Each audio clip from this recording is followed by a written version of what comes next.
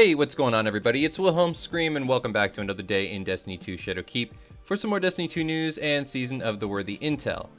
And in this video, we're going to be taking you through the Hallowed Lair Nightfall. This is one of the variable 3 Nightfalls for this week, and thus rewards the strike-specific gear. We're going to be farming for the Mindbender's Ambition shotgun, which is sought after by most of the community. And I'm going to be showing you a solo method as well as talking about a couple of glitches and cheeses that you can use to do this on your own, as it is somewhat difficult to farm this if you don't have a really great group to run with. Going to get to all that information in just 1 second, but first I just want to remind everybody I'm still doing the giveaway on my YouTube channel at 20,000 subscribers. We're really close. All you have to do to be entered into that giveaway is like this video, subscribe to this YouTube channel, turn on the notifications, the bell, right next to the big red subscribe button, and follow me on Instagram or Twitter. They'll be linked in the description box below. And as always guys, if you stick around till the end of the video, I'll have a secret hashtag you can leave in the comments section to be entered into that giveaway a second time for this video. And remember guys, those secret hashtags stack between all videos, so if you haven't done this on a previous piece of content on this channel, go back, check out another video, and of course, do it again. Alright, so now let's get into it. A big part of being able to farm this efficiently is going to be your loadout and your class. So for this, I would recommend a Titan first off, and I would recommend Top Tree Sentinel. So, as far as weapons is concerned, I was using a Mindbender's, funny enough, in this, but anything that has solar damage is probably going to be the best. And because you can use 5 of Swords in this specific strike or Nightfall, I would recommend using anything that decreases solar damage, as well as anything that basically decreases your health regen. The ones that I picked were the ones that the debuff is the one that allows you to only regain health when you are sprinting, and the increased solar damage was the buff that I used. I would also recommend bringing Dune Marchers with you, because Dune Marchers build up a static charge regardless of your subclass. So you can actually one-shot most enemies, and that enemy kill will chain melee with static charge almost all the enemies in that area. So you can essentially one-shot whole waves of enemies, which is going to come in real handy later on. But for any specific part of this, I would definitely say that's going to be the easiest way to clear out ads, as well as build up your health back, because you're just going to be running around for most of it and meleeing people, as well as you get an overshield when you do melee people, and you get the bubble as well as the shield bash if you need it, though I would recommend just using the bubble for most of this.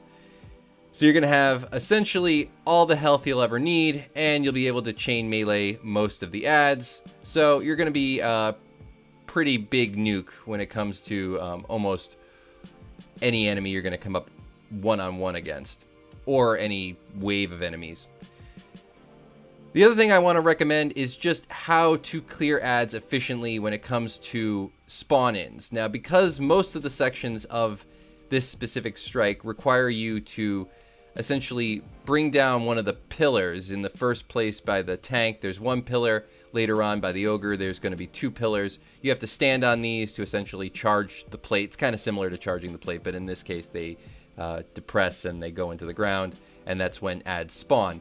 However, you can stand on them long enough to get sort of a half wave. So if you stand on the plate the entire time, you'll get the full wave, basically all waves that could possibly spawn, as well as the boss, in this case the tank, later the ogre, and finally you have the actual boss, but there's no plate for that one specific section. But for the first 2 previous ones, to make it easier, I would suggest standing on the plate till you start to see ads actually spawn, and then get off the plate and go take out all those ads that just did, because that will ultimately limit how many spawn altogether. So you can sort of take them out brick by brick rather than one big wave. This will let you be able to two-phase this tank. And in the second section, We'll get into that once we move into that area, but you can essentially do the same thing with each one of the 2 pillars. So you can bring them down halfway, get half the wave, take them out, and with the static charge buildup, you'll be able to one-shot most of them in each wave. So in this case, I just basically ran in, static charged most of them. You take out almost the whole wave. As I said, solar damage is going to be good because of the 5 of Swords. And you won't really have too much trouble with adds overall. The big things are just going to be staying alive and timing for the most part. And when it comes to the ogres or the tank, if you can take out the adds, they're really not that big a problem, as you can sort of range them, or in the tank case like we just did, you kind of can hang in a corner, take out a couple of legs. But as you'll see here, I bring it down. As soon as they start to spawn, I jump off the plate, and I go and I take care of this wave. If you stay on the plate for too long, you'll get an even bigger wave of enemies. And if you stay on the final plate for too long, you can actually get a full wave of enemies plus the boss. Whereas I like to sort of take out the first wave, then you'll get at least half of the first boss wave just with the boss by himself, so you can actually just take pot shots at him from the opposite side of the map. You also will have your buff from your bubble. So I'm trying to remember the name of that buff at the moment. This is eluding me. But that'll give you a damage buff as well. So you can take out the ogre really, really fast. Warden of Dawn is not the name of it. Weapons of Light, excuse me. There we go. So with Weapons of Light, you can kind of hang in the back, bring a sniper rifle with you. I was using a shotgun and a sniper as well as my xenophage for this run. But a grenade launcher can also be effective, I would say, with solar, obviously, or arc, because most of the enemies that you will come up against in this do have arc shields. But if you have the xenophage, it's definitely going to be the best. I actually popped my bubble a little too early in this case, but I thought I was going to die. However, you'll notice that even without it on the final ogre, it's really not that big a problem if you go to this one specific place that allows you to essentially cheese him from a distance. You can sort of stay out of range of the ogre. Unlike the tank that will hit you anywhere it can see you, and its biggest vulnerability is just that it doesn't turn very fast and you can take out the legs. The ogre, if you stand far enough away from, actually can't target you. So the easiest part of this room, I would actually say, is the ogre once they spawn. So again, just keep putting in waves, let them come in, and then just go up and one-shot punch them. The one-shot punch is really it's a great build. I don't think it should work necessarily the way that it does. Doom Marchers are pretty broken. But what can you say? You get your shield back, as well as being able to one-shot waves of enemies. You can't really beat that. When all is said and done, if you do get fairly efficient at this particular strike, I would say give it a couple of tries before you get it down to a science. But ultimately, you'll be able to do a run every, I would say, 15 minutes or so, moving at top speed. If you're with a group, 1 or 2 people using this particular build, if you had 2 people using this build, for example, you could probably do this in under 5 minutes, just because you'll be able to nuke everything so fast. And the boss really doesn't have that much health. He can take a little bit longer when you're by yourself, but ultimately, the biggest cheese to this whole thing is going to be able to take out adds as quick as you can. So if you stay on this side of the room, as you'll see, you'll only get 1 or 2 adds that will run up to you, and then you can just snipe at the boss and take your time with it. The xenophage also does come in handy, because occasionally he will try to hide behind a specific area that is kind of covered, but because of the splash damage of xenophage and the range of xenophage versus other heavy machine guns, you can do damage behind almost any object in the purview. So you'll get another group of adds, but because they sort of stay in the back and only the ones carrying the lanterns will run up to you, you can just kind of run up to them and punch them out. And you'll get most of your ammo back, or at least enough ammo back to just kind of stay back in this area. If you get into trouble, just remember, if your health is low, just run around in circles and you'll get it back. I actually think that you get your health back quicker with that buff, or with that Five of Swords multiplier added than you would normally by running. So it's kind of a debuff and a buff in a way. Well, if you're a Titan, definitely a buff, seeing as how you basically get all your health plus an overshield back as soon as you melee stuff. Titans are really broken. I'm just going to say that. I don't usually use a Titan, but when it came to farming this specific strike, I really could not find anything better that than a Titan. I mean, Titans were far and above as far as class goes, just the easiest thing to farm anything like this with, or solo anything like this with. They're just so powerful.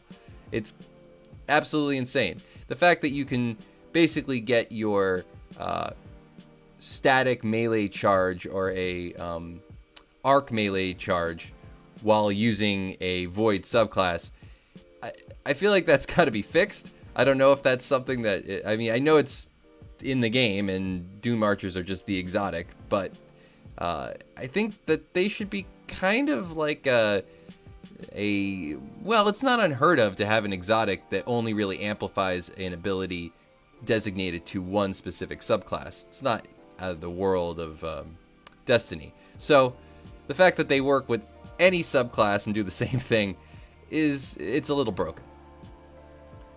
Now in this room, if you are doing this with two people, if you get here quick enough, there is a glitch that allows you to bypass this whole section where when the ogre spawns, you can essentially slip through the wall and move forward into the next phase. But if you're doing this solo, that's not going to work. However, it is a really great glitch to keep in mind if you are doing this with maybe one other person. So as you can see, there goes the ogre. All you have to do is just kind of clear out. You don't even need to clear out the ads in this section, but I chose to just because it looked like they were about to kill me. Having basically two different supers you can use is also pretty broken. Yeah, Titans are broken. Just going to say it again. But in this case, they are broken to your benefit. Hopefully you have a Titan ranked up. I actually just did this specifically to run this strike this week. I had not used this Titan in quite a while. I think he was sitting somewhere around like 950, and I was like, all right, I'm just going to level this guy up as fast as I can and run into this thing and see how quickly I can do it. And it worked out. So now on into the boss room. It's going to be a bit of the same, guys. The big thing here is just to keep moving. When the ads spawn, run around the circle. Run around until you actually meet up with a wave of the enemies, melee them, and then run the opposite direction. You'll take out a whole wave, or at least partial wave of enemies, and then you can essentially get all your health back and go around the other side. The big thing here is to not get caught in one specific spot. If you stop moving, you're dead. But if you can keep moving, there's really no way any of the ads or the boss are going to be able to kill you fast enough unless they hit you with an uber nuke. But as I said, if you're running around, that's not going to happen.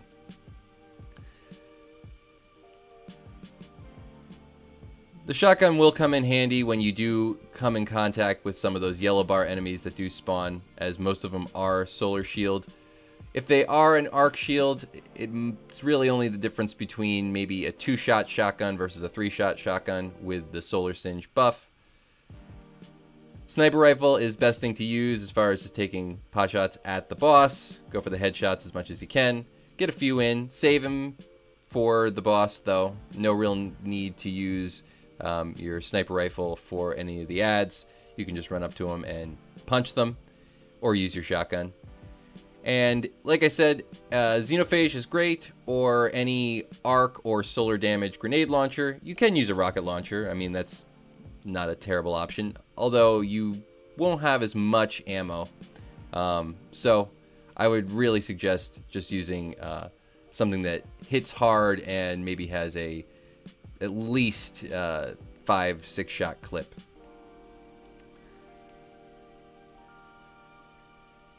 So as you can see, I just sort of run around the circles. Also, a good spot to sit if you ever need just a breather or a spot to take a couple of shots at the boss in between waves of enemies hang by the stairs, or more specifically the ramp on the side where the boss actually goes into hiding, his little hiding room. If you are doing this in another group, another big glitch that you can use is if you're using the middle tree solar titan, the hammer that basically smacks the ground and sends a shockwave moving forward actually penetrates through the shield when he is in his hiding spot. So you can actually do, or even you can do damage to him there, but you can actually maybe even kill him while he's in that spot once he goes there. I wouldn't recommend that if you're doing this solo, because you're going to lose a lot of the things that are going to keep you alive. But if you are doing it in a group and you just want to nuke the boss quickly, maybe you're doing it with 2 people, I would suggest is probably the best time to use that specific subclass. You can essentially wait for him to go into that room and then just run up to the wall and send shockwaves through the wall, and you can do quite a bit of damage to him there. The Titan Shield is another thing you're going to want to use to block off one side of the map when you're down here and you do get a wave of enemies, because it'll essentially disorient most of them. And then use your bubble to just kind of stay alive if you get into trouble. The boss is not really going to be the thing that you're going to need to worry about. It's going to be these adds that spawn while he's doing electric damage to the ground. You don't want to get caught in any of that. If you get caught there while the adds are rushing you, that's where you're not going to be able to sprint fast enough, and sprinting isn't going to be able to bring your health back quick enough. So even if you are melee killing tons of them, you're gonna run out of health real quick. So just keep moving. These guys that are solar shielded, again, just 2-shot them with the shotgun. I like to stand right here. For some reason, he doesn't tend to target these specific sides, and you can kind of peek over the little ledge there on the as the slope goes down on those ramps to get some easy headshots. And then it's just sort of a battle of attrition at this time, guys. Just keep running. I'm going to let this video play out a little bit more till the end so you can see the actual completion. Stick around till then for the secret hashtag at the end of the video. Thanks so much for watching, and we'll talk to you then.